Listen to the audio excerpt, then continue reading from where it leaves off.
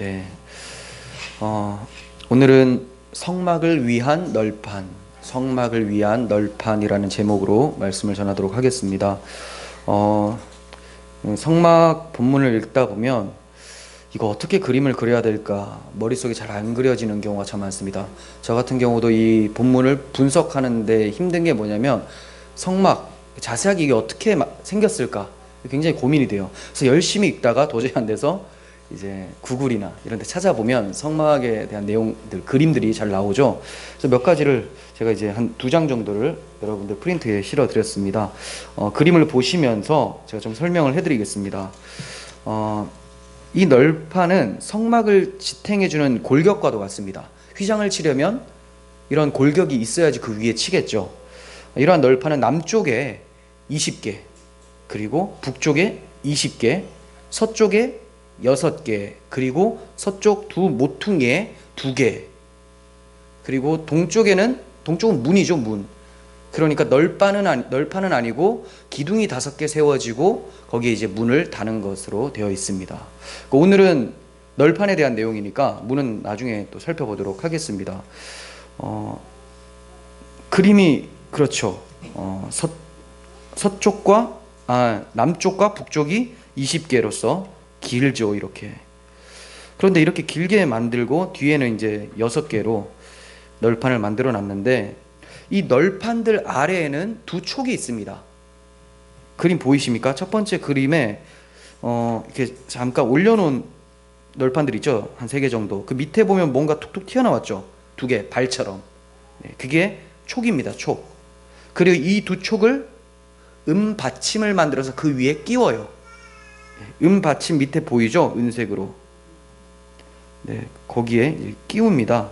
그리고 여러 개의 널판들이 제각기 놀지 않도록 5개의 띠로 연결을 하라고 합니다.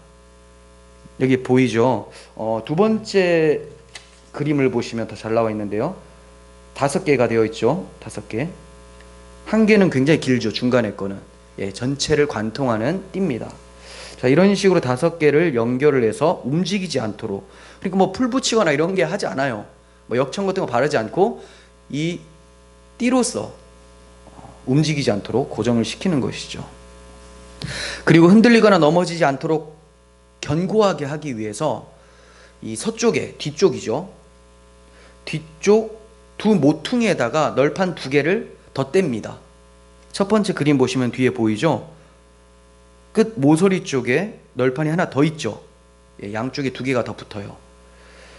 그래서 총 널판의 개수는 20, 6개 플러스 2 해서 48개예요. 48개. 하나님께서 이러한 양식을 통해서 계시하고자 하는 바가 뭘까요?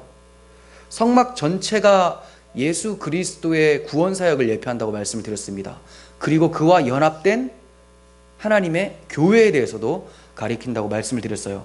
그렇기 때문에 오늘 널판도 그리스도와 그와 연합된 교회에 대한 이야기라는 것을 우리는 알게 됩니다. 이것을 하나씩 살펴보겠습니다. 15절 보시면 너는 조각목으로 성막을 위하여 널판을 만들어 세우되 각 판의 길이는 10규빗, 너비는 1규빗 반으로 하고, 자, 29절 상반절 보시면 그 널판들을 금으로 쌓아라라고 합니다. 널판에 대한 내용인데요.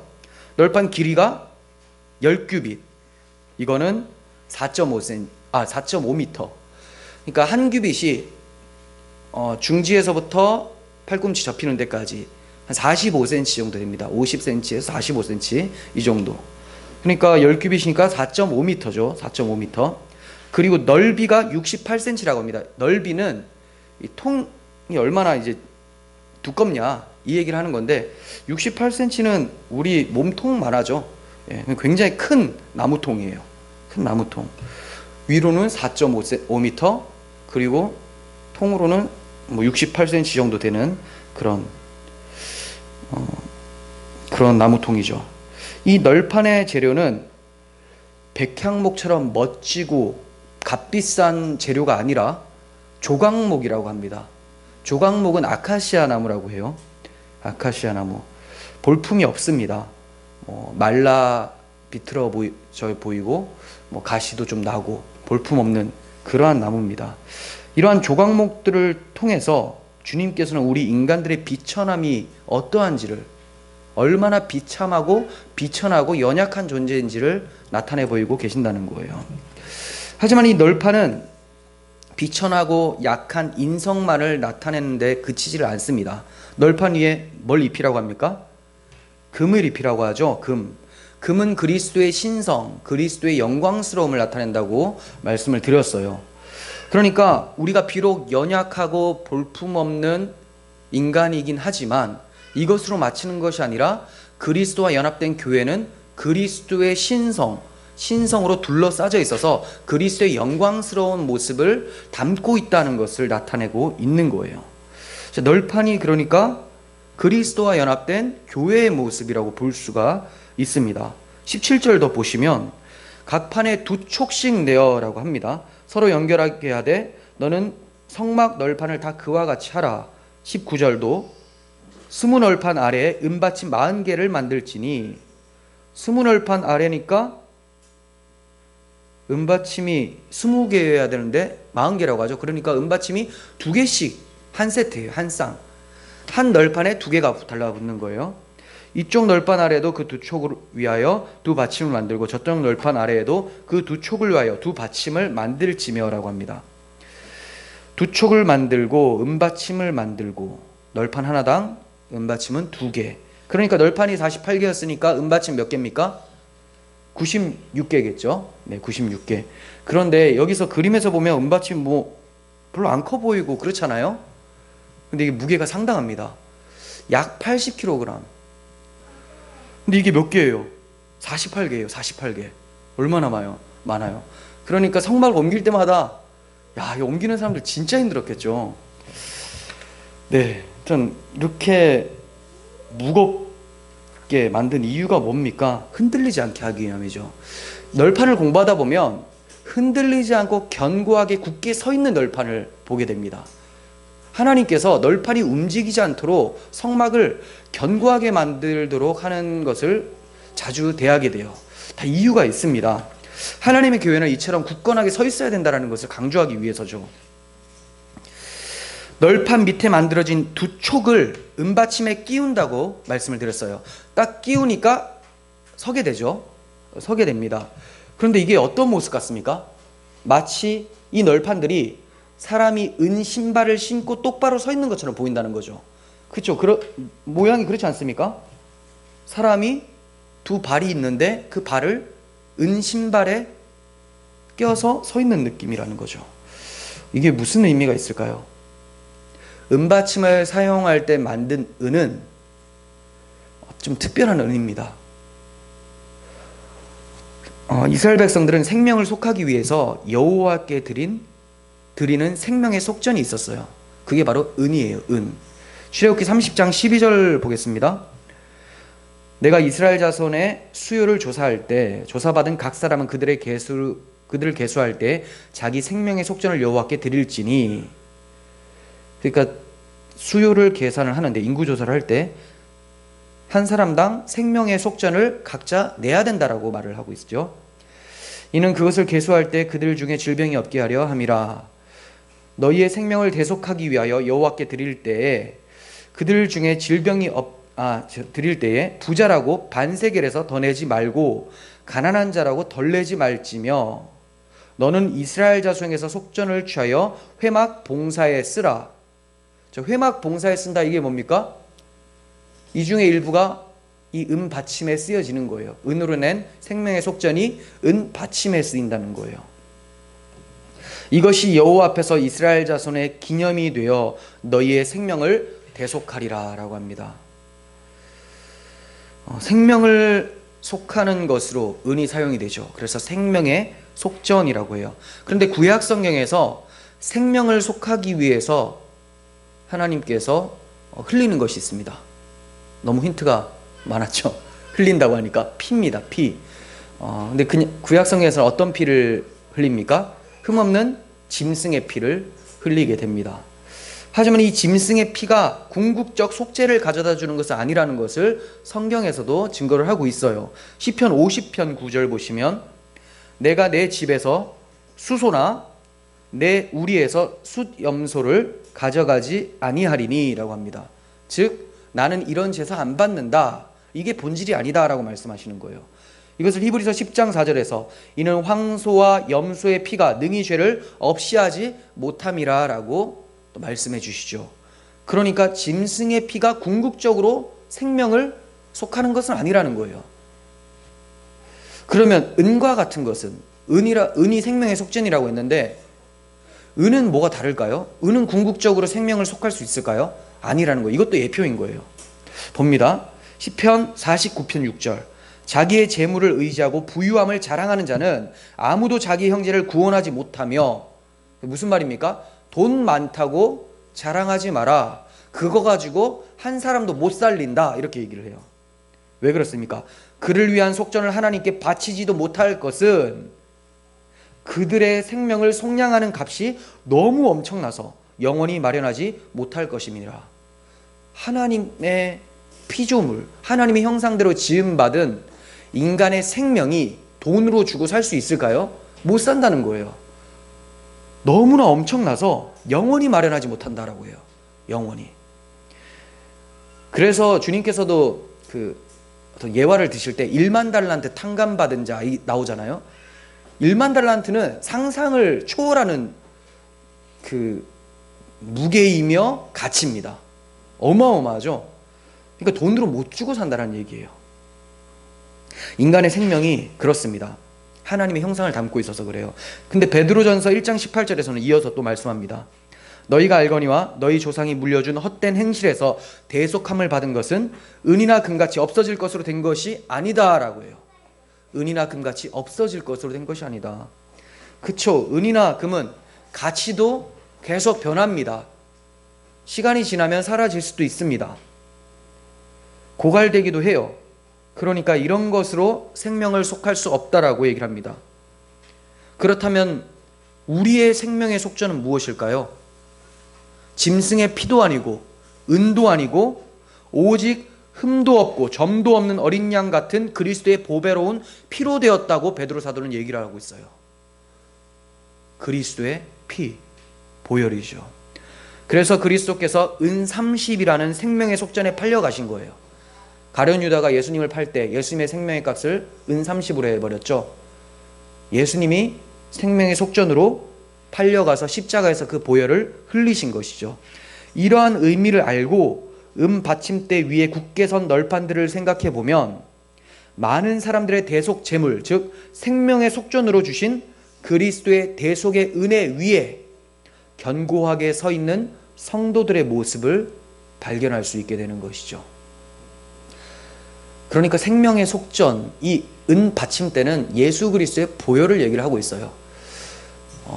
아까 말씀을 한번 떠올려 보면 이 생명의 속전은 부자라고 해서 더 내지도 말고 가난한 자라고 해서 덜 내지도 말라고 하죠. 예수 그리스도의 보혈이 그렇습니다. 뭐 부자에게 뭐 더 많이 주어지고 가난한 자에게 덜 주어지고 이런 것도 아니에요. 모두가 다 똑같은 그리스도의 피로 구원함을 받았다라는 것을 얘기를 하는 것이죠. 은받침을 통하여서 대속의 은혜 위에 성도들은 세워져 있어야 된다는 것을 보게 됩니다. 26절 봅니다.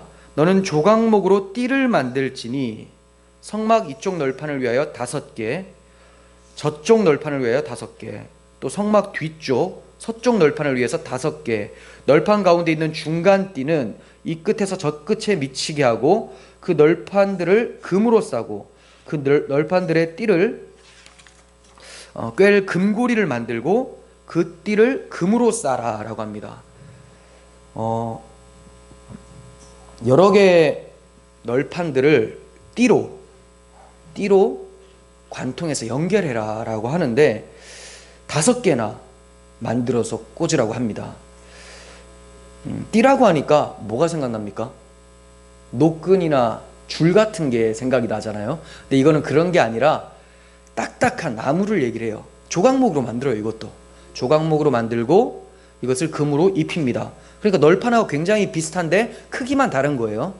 네, 이렇게 조각목으로 싼 금 막대기인데 이것을 조각목에다가 고리를 한 3개를 박아요. 한 널판에다가 고리를 3개를 박고 이 막대기를 관통을 시키는 거예요.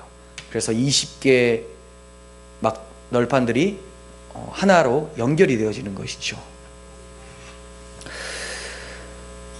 이 막대기를 각 널판에 금고리를 만들어 이 고리 사이에 넣어서 널판들이 하나가 되도록 고정을 시킵니다. 이게 없으면 어떻게 될까요? 우르르 무너져 내리겠죠. 들고 옮길 수가 없어요. 그냥 다, 물론 이거 들고 옮길 때는 다 분리해서 옮깁니다. 분리해서 옮기는데 이제 바람 불면 날아갈 수도 있겠죠.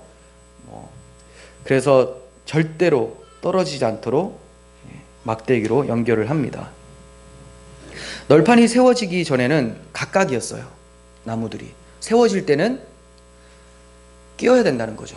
다 끼고 나서 떨어질 수 없도록 연결해서 지어져 가고 있는 모습이 나타나고 있는 거죠. 사도 바울은 교회에게 이 모든 것 위에 사랑을 더하라, 이는 온전하게 매는 띠니라, 이렇게 말씀을 했었어요. 이 모든 것 위에 사랑을 더하라, 이것이 바로 온전하게 매는 띠다. 교회는 뭘로 메어져야 된다고요? 사랑이 흘러가야 된다는 거예요. 사랑하는 띠가 없으면 이 교회는 그냥 무너져 내린다는 거예요. 그리고 또 얘기하기를, 에베소서 4장 2절, 모든 겸손과 온유로 하고 모든 참음으로 사랑 가운데서 서로 용납하고 평안에 매는 줄로 성령이 하나 되게 하신 것을 힘써 지키라 라고 합니다. 여기에 또 다른 띠, 또 다른 줄이 나오죠. 평안의 줄입니다. 즉 교회가 하나 되게 하는 띠가 뭡니까? 사랑과 평강이에요. 사랑과 평강.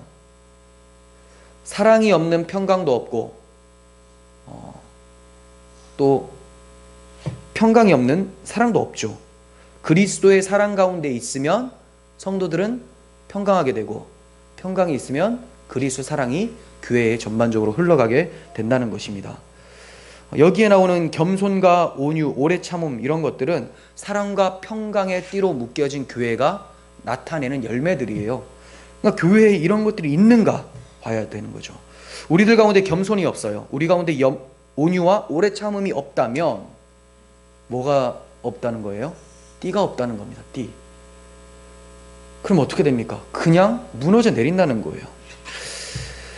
이러한 띠는 오직 성령의 역사로 교회를 둘러쌉니다. 사랑하십시오, 사랑하십시오, 평강하십시오, 평강하십시오, 백날 외쳐봤자 성령의 역사가 없으면 모조품에 지나지 않습니다. 성령은 그리스도께서 우리 가운데 계심을 증거하시는 분이세요. 그리스도께서 우리 가운데 계심을 증거하시는 분입니다. 사랑과 평안이 바로 그리스도 안에 있기 때문에 이 띠로 묶이려면 반드시 교회 각 구성원들은 그리스도 안에 있어야 돼요. 그러니까 성령의 도우심을 입어서 그리스도 안에 있는 것을 날마다 확증하며 경험을 해야 된다는 것이죠.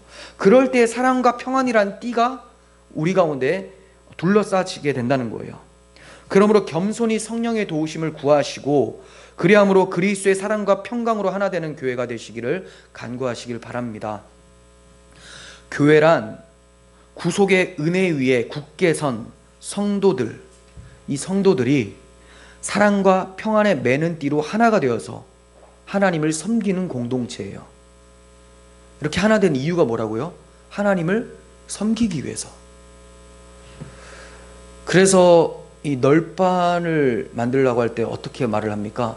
성막을 위하여 널판을 만들어 세우라고 하죠. 성막을 위하여 널판을 만들어 세우라.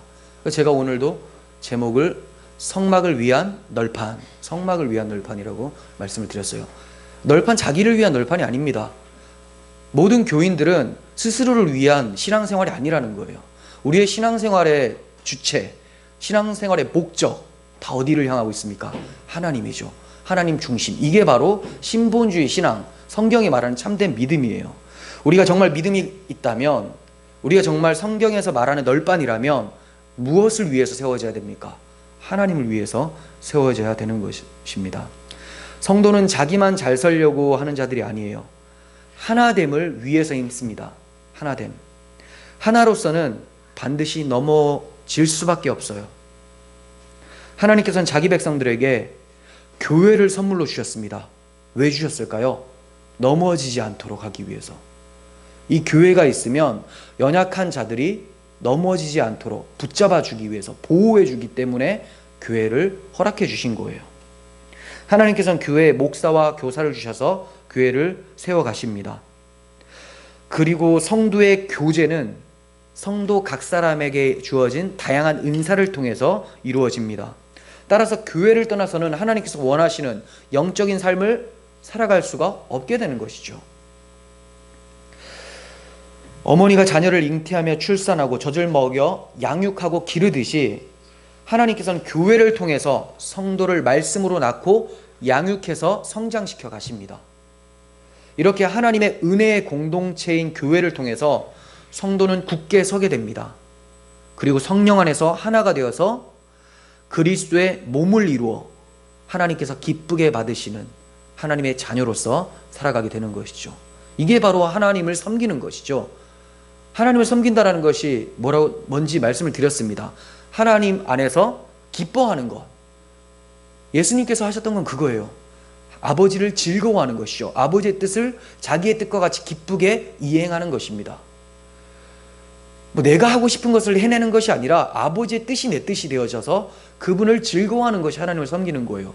교회가 제대로 서 있다면 우리는 무엇 때문에 기뻐합니까? 하나님 한 분으로만 기뻐하게 되고, 그것을 하나님께서는 네가 나를 잘 섬기는 널빤이 되었구나 라고 말씀하신다는 것입니다. 그러므로 우리는 하나가 되어야 돼요. 개인주의와 교만함을 멀리하시고 공동체를 위해 공동체의 유익 얻기를 사모해야 되는 거예요. 나 혼자는 부족하다. 하나님께서 우리를 불러주신 이유가 있다. 우리라고 하는 공동체로 묶어주신 이유가 있다. 유익이 있다. 이 유익을 사모하십시오. 그러면 교회 공동체가 사랑스럽고 색다르게 보여요. 교회 나가면 서로 마음 안 맞는 사람 많은데 굳이 나와야 되나? 그냥 제일 뒤에 앉았다가 예배만 드리고 가야지.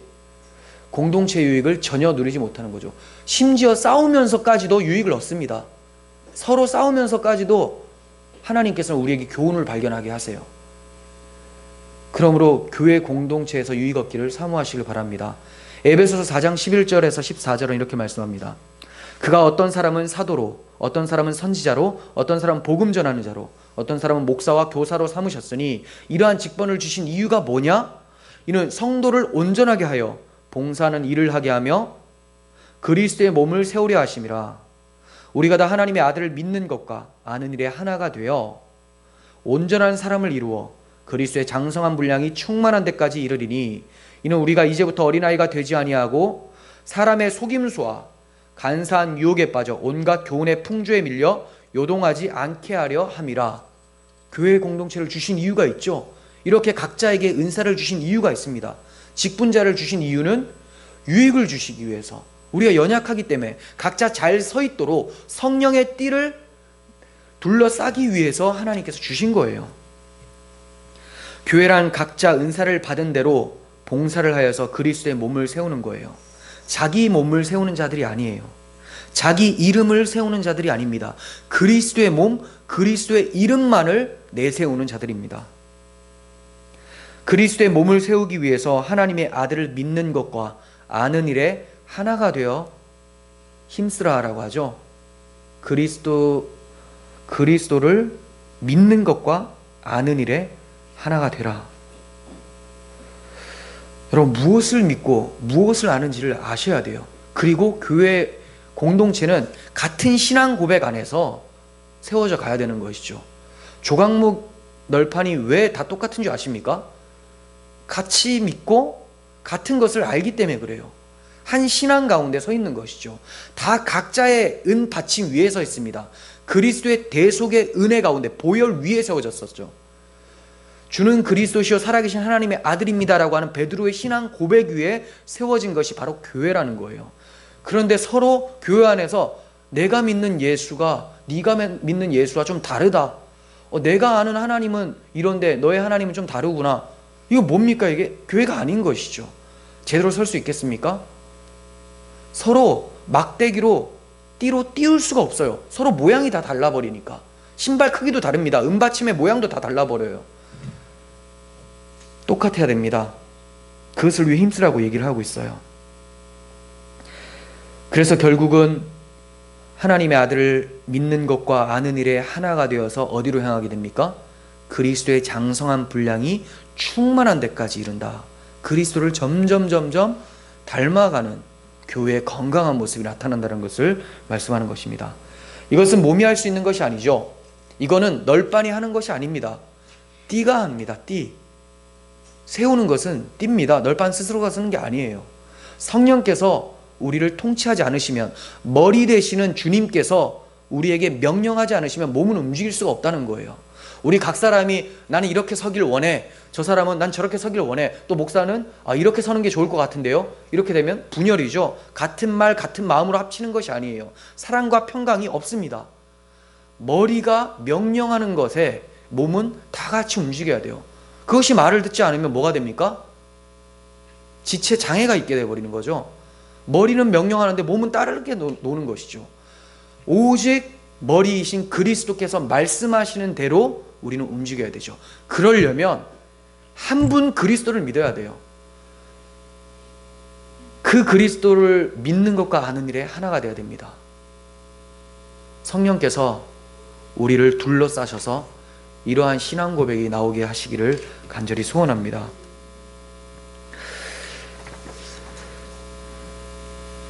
이렇게 성령께서 우리를 둘러싸지 않으면 사람의 속임수와 간사한 유혹에 빠지게 된다고 바울은 얘기를 하고 있습니다.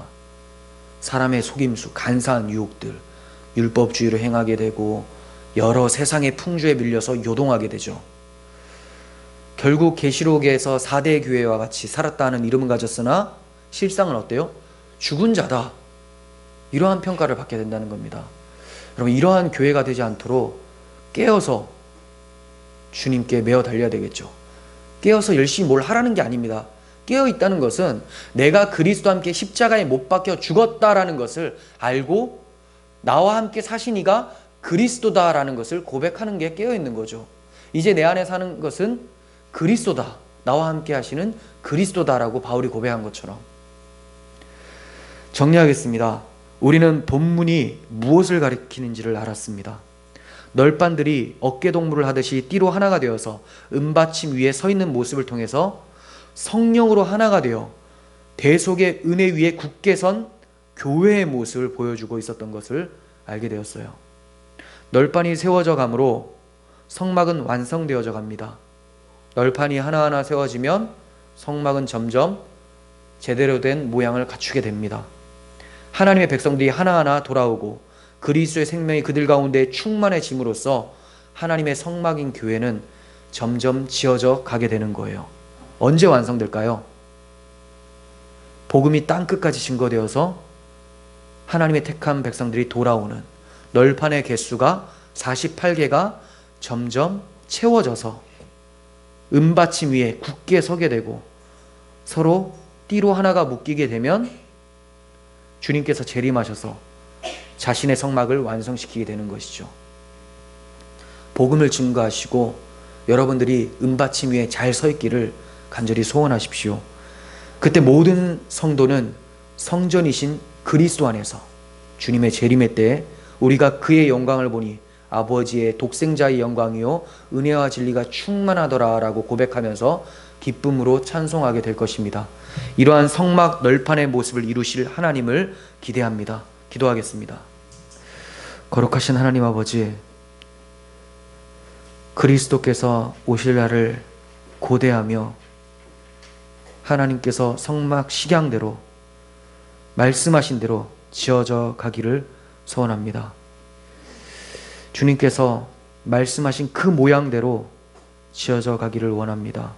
우리가 혹시 내 스스로 내 멋대로 서고자 했었던 그러한 모습들이 있다면 다 허물어 주시고 주님께서 말씀하신 식양대로 성막을 위하여 세워지는 널판이 되게 도와주시옵소서. 예수님의 이름으로 기도합니다. 아멘.